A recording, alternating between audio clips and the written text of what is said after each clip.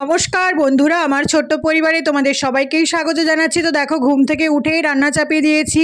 তো আমি মৌসুমি, আশা করি তোমরা সবাই খুবই ভালো আছো। তো দেখো, ছোট ব্লগ নিয়ে চলে এলাম তোমাদের সামনে।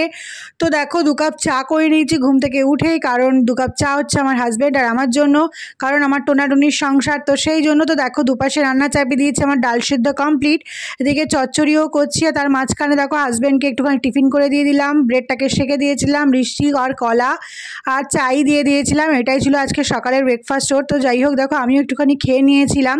তো আমার রান্না কমপ্লিট। তো কী কী রান্না করেছি বলি। সাদা ভাত করেছিলাম, ডাল করেছিলাম পেঁপে দিয়ে, আর হচ্ছে এটা আলু ভাজা ছিল গোল গোল করে, আর ছিল দেখো একটা তরকারি, সোয়াবিন আলু দিয়ে পনির দিয়ে তরকারি ছিল, আর বাঁধাকপি ছোলা দিয়ে চচ্চড়ি। তো খাওয়ার পরে একটুখানি দেখো বেরিয়ে গিয়েছিলাম, কারণ ছেলেকে দিয়ে আসতে যাব।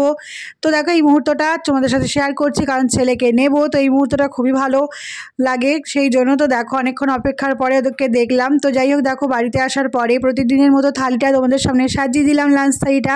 আর কি কি রান্না করেছি তো বলেছি, হ্যাঁ কচু সেদ্ধ, আর এটা বলিনি, কচু সেদ্ধ আর পাঁপড় ভাজাও দিলাম। তো দেখো, থালিটা আজকে এরকমই ছিল। তো কেমন হচ্ছে কমেন্ট করে জানিও। তো দেখো, খাওয়ার পরে একটুখানি রেস্ট করে নেবো। তো আমিও আজকে ভাত খাইনি। তো আজকে আমি খেয়েছিলাম গোলা রুটি আর চা, কারণ আজকে শ্রাবণ মাস করতে পারিনি, তো আমি মেনেছি, কারণ আমার অসুখ চলছে, তো সেই জন্য। তো দেখো, একটুখানি রেস্ট করার পরে ছেলেকে সন্ধ্যাবেলা দেখো আঁকাতে বসিয়েছি, কারণ ওর কালকে আঁকা আছে, তো সেই জন্য। তো দেখো, একটুখানি এঁকেছে ও। ছাতা কেমন হচ্ছে অবশ্যই কমেন্ট করে জানিও। সবাই খুব ভালো থেকো, সুস্থ থেকো। আজকের মতো টাটা। ব্লগটা কেমন লাগলো জানি।